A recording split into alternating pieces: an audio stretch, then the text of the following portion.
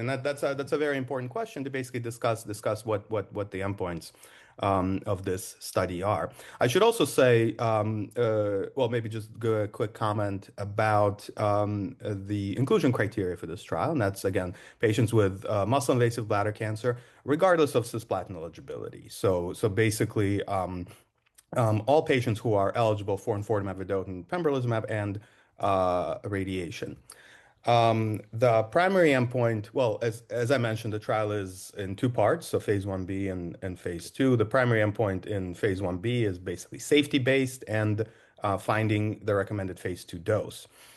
The overall primary endpoint of the study, though, is clinical complete response at 6 months, and that's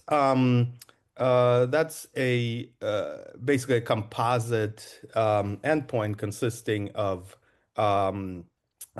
several assessments. So cystoscopy, associated cytology, and also cross-sectional imaging, so scans done at that 6 month time point. And basically, to qualify as having clinical complete response, patients have to have all of those negative at the 6 month landmark. Now, of course, we're probably even more interested in some of the longer term outcomes. So, disease-free survival, cystectomy-free survival, overall survival for these patients.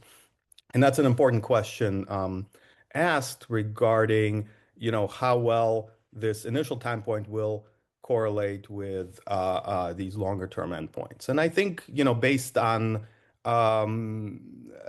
I think this trial will be important in assessing that question as well.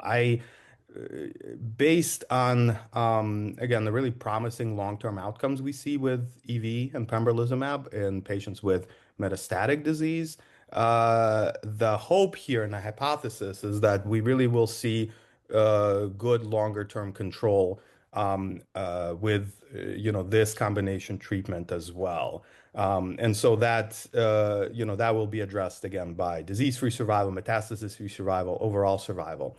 What we're also seeing, though, from some of the other studies, and this was also data actually presented at or discussed at ASCO GU in bladder sparing studies that include systemic therapy only, so studies like RETAIN or RETAIN-2.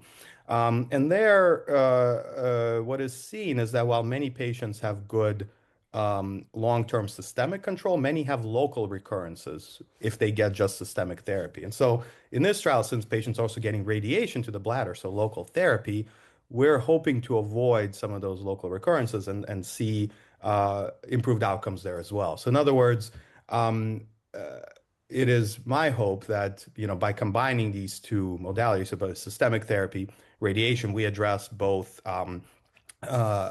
distant, so systemic control, but also local control, which we may not be addressing with just systemic therapy alone.